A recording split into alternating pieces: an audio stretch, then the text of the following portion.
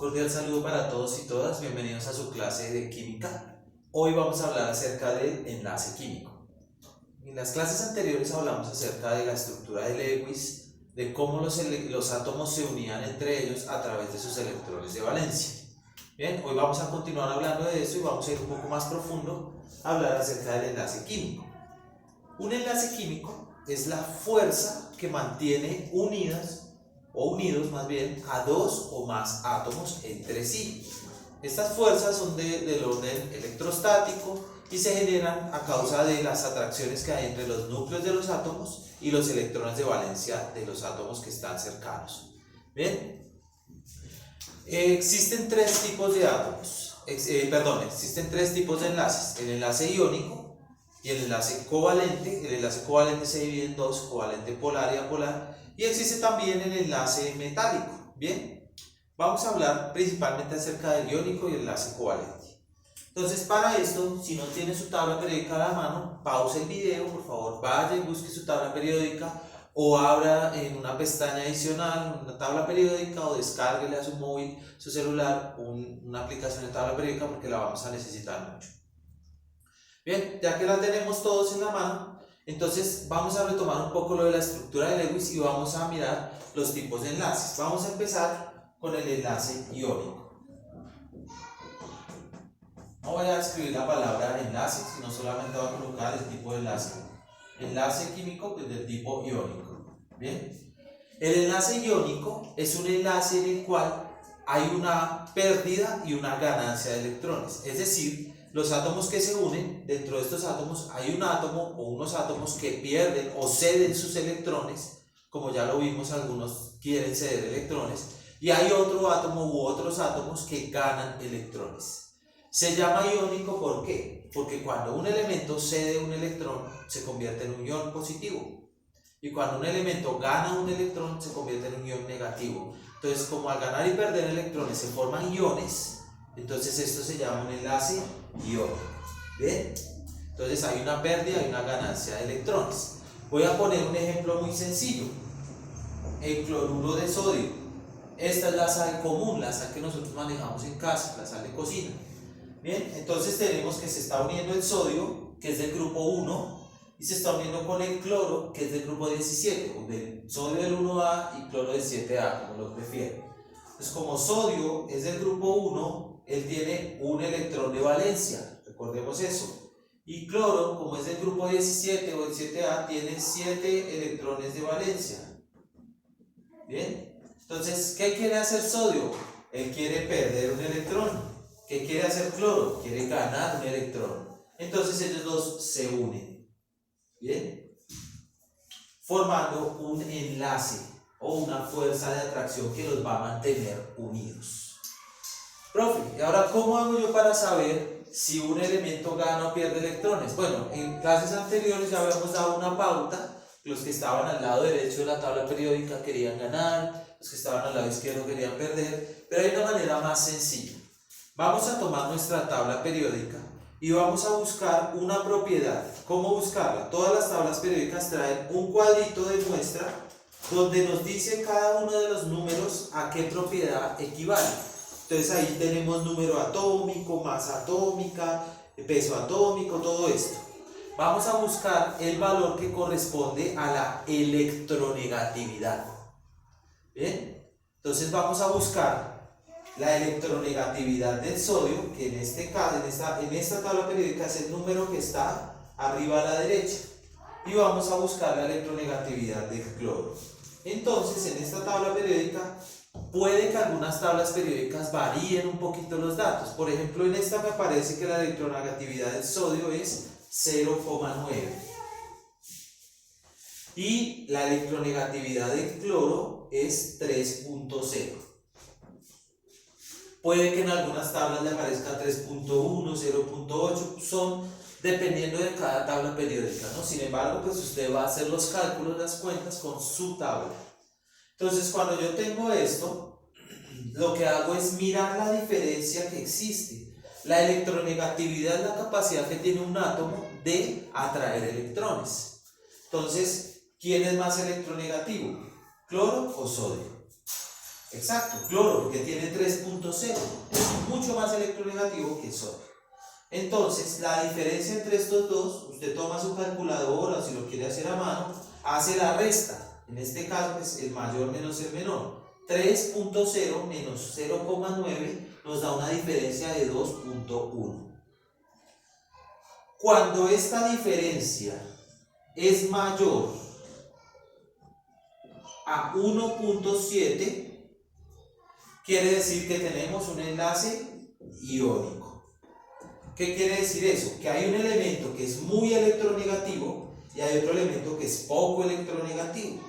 Entonces, el que es muy electronegativo va a ganar electrones y el que es poco electronegativo va a perder electrones. ¿Bien? Y esto es un enlace iónico. Los enlaces iónicos tienen algunas características, ¿no? Las sustancias que poseen enlaces iónicos son sustancias que generalmente se encuentran en estado sólido, formando cristales, formando sólidos cristalinos. Un ejemplo claro es la sal, ¿no? La sal es un sólido cristalino. Estas sustancias con enlace iónico conducen bien la electricidad, son sustancias que conducen la electricidad. Pues como están en estado sólido pueden conducir la electricidad cuando se disuelven en agua, que esa es otra característica. Las sustancias que tienen enlaces iónicos se disuelven en agua o solventes polares parecidos al agua. Son duros, son sustancias duras, pero se quiebran, o sea, aunque tienen dureza, no, son quebradizos, ¿bien? Como la sal, usted puede machacar la sal y los cristales se van a quebrar. Tienen puntos de fusión muy altos. ¿Qué quiere decir eso? Que para que el sólido se vuelva líquido se necesita mucha temperatura. Pues el punto de fusión de la sal es elevadísimo. Bien, 300, 400, 500 grados centígrados, es mucha temperatura. Bien, esas son algunas características de las sustancias que tienen enlace iónico. Ahora vamos a mirar el siguiente tipo de enlace, que es el enlace covalente. El enlace covalente es aquel en el que, por el contrario, no hay pérdida ni ganancia de electrones, sino que los átomos comparten electrones. Bien, dentro del enlace covalente hay dos tipos. Es el enlace covalente polar, vamos a verlo primero, el polar. Enlace covalente polar. Es aquel en el que los átomos comparten electrones, pero hay un átomo que es un poco más fuerte que el otro, o sea, un poco más electronegativo. Pongamos un ejemplo muy sencillo. Rápidamente miremos el dióxido de carbono, CO2. Vamos a unir dos átomos de oxígeno con uno de carbono. Entonces recordemos, carbono está en el grupo 14 o 4A. ¿Bien? Entonces tenemos que tiene 4 electrones, 1, 2, 3, 4. Y oxígeno está en el grupo 16 o 6A, entonces tiene 6 electrones, 1, 2, 3, 4, 5, 6. Y por acá otro oxígeno que tiene exactamente los mismos 6 electrones. Estructura de Lewis, recordemos, y se va a unir acá, ¿no? Cada oxígeno quiere ganar 2 electrones y carbono pues tiene 4 disponibles, entonces fácilmente se forma el enlace allí, ¿no? Entonces, oxígeno 2, 4, 6 y 2 que se gana, 8, 2, 4, 6 y 2 que se gana, 8. Y carbono pierde sus 4 y también queda estable. Bien, es un enlace muy conocido, el dióxido de carbono es la sustancia que exhalamos. Bien, ahora vamos a mirar la electronegatividad del carbono. Del carbono tenemos que la electronegatividad es 2.5 y la del oxígeno es 3.5. Si ustedes hacen esta diferencia, pues la diferencia nos va a dar exactamente 1.0. ¿Qué quiere decir esto? ¿La diferencia es mayor a 1.7? No. Entonces no puede ser un enlace iónico. Pero, ¿qué quiere decir? Que oxígeno es más electronegativo que carbono. Oxígeno quiere quitarle los electrones, pero carbono no es tan débil, entonces no se los deja quitar totalmente. Entonces se los voy a explicar. Los electrones no están quietos como acá, ellos están girando alrededor de los átomos. ¿Bien? Entonces, como oxígeno es más fuerte, los electrones van a estar girando mayor tiempo alrededor de oxígeno. Cuando vayan a donde carbono se van a demorar menos y luego más tiempo. Es decir, el oxígeno va a tener los electrones por más tiempo que el carbono. Entonces, no los gana totalmente porque no puede, pero sí los va a retener un poquito.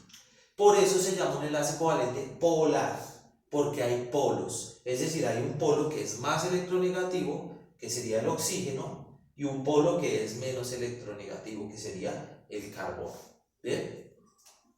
Y también está el enlace covalente apolar. Apolar, o lo encontrará también como no polar. Es aquel en el cual no se presentan polos, porque los dos átomos comparten electrones por igual. Un ejemplo claro va a ser este, el oxígeno, O2. ¿Qué quiere decir eso? Que es un oxígeno unido con otro oxígeno. Entonces oxígeno tiene 6 electrones y el otro oxígeno tiene los mismos 6 electrones. ¿Qué quiere hacer oxígeno? Ganar 2. Entonces oxígeno se une acá. ¿Qué pasa? Pues la electronegatividad de este oxígeno es 3,5 y la de este oxígeno también es 3,5. ¿Cuál es la diferencia? Ninguna. La diferencia es 0. ¿Qué quiere decir esto? Que los dos, al ser igual de fuertes, no les queda otro remedio que compartir los electrones por igual. ¿Bien? Entonces, para que sea polar, tiene que estar la diferencia entre 0,1, o más bien, la diferencia debe ser menor a 1.7. ¿Sí? Menor a 1.7. Aquí es mayor a 1.7, aquí es menor a 1.7 y aquí debe ser 0 exactamente. ¿Bien? ¿Qué quiere decir? Que son iguales. Ahora, algunas características de los enlaces covalentes. La mayoría de las sustancias que poseen enlace covalente son sustancias que se encuentran en estado líquido, ¿bien? La mayoría, o sólido, pero como son covalentes tienen un punto de fusión bajito. ¿Qué quiere decir? Que si no están líquidas, al estar sólidas, pues para llevarlas al estado líquido es fácil, las caliento un poquito y ya se fusionan, ya se vuelven en estado líquido. Bien, son sustancias que no conducen la electricidad fácilmente, bien, no conducen la electricidad como lo hacen las sustancias iónicas, las sustancias polares poco más o menos, y las sustancias apolares definitivamente no conducen la electricidad. Son sustancias que se encuentran en estado sólido, líquido, perdón, y tienen puntos de fusión bajos. Bien, ahora, ¿cómo demostrar experimentalmente que una sustancia es estado que tiene enlace iónico o que tiene enlace covalente? En el taller ustedes van a encontrar el experimento que les voy a mostrar a continuación. Yo lo preparé con anterioridad, es muy sencillo. Ustedes lo que van a hacer es hacer un circuito eléctrico muy básico, muy fácil. Quiero dibujarlo por aquí, pero puedo borrar los apuntes. Si tienen de pronto una lámpara viejita o unos cables viejitos, pueden hacerlo en sus casas. Es muy sencillo. Pues de pronto pídanle ayuda a un adulto para que no vayan a tener de pronto accidentes. Ustedes van a coger una toma corriente, un enchufe, ¿ven? De ahí va a salir un cable que va a ir directo a un bombillo, ¿sí? A un bombillo cualquiera. Y el otro cable lo van a partir, dejándole 2 punticas peladas, así tal cual como se ve ahí. ¿Bien? Porque, bueno, voy a dejar las 2 punticas hacia abajo, no importa, eso no tiene nada que ver. Una puntica aquí pelada. Esto es un circuito eléctrico, la electricidad fluye a través de él, ¿bien? Aquí el circuito está abierto. ¿Qué quiere decir eso? Que si yo conecto, el bombillo no va a prender porque aquí se corta el paso de la electricidad. ¿Bien? Si yo uno las 2 puntas, el circuito se cierra y el bombillo prende. Ahora, ¿qué es lo que vamos a hacer? Como las sustancias iónicas conducen la electricidad y las sustancias covalentes no conducen la electricidad, entonces yo voy a tomar en un vaso una muestra de cualquiera de las sustancias, conecto mi circuito y sumerjo las puntas separadas. ¿Bien? Si al sumergirlas separadas el bombillo prende, quiere decir que la sustancia que hay aquí conduce la electricidad. Si por el contrario al sumergir las puntas no prende el bombillo, quiere decir que la sustancia que hay aquí no conduce la electricidad. Si sí conduce la electricidad, concluimos que es un enlace iónico. Si no la conduce, concluimos que es un enlace covalente.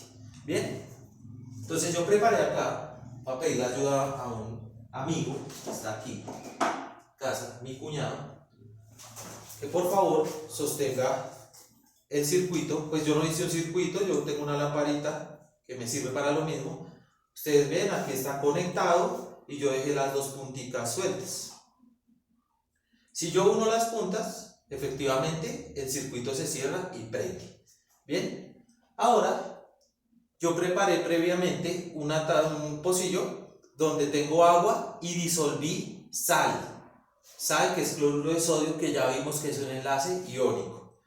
Espero haber disuelto suficiente sal, ¿no? Ustedes pueden disolver para un pocillo una cucharada de sal. Bien, entonces sosténgame esto por favor.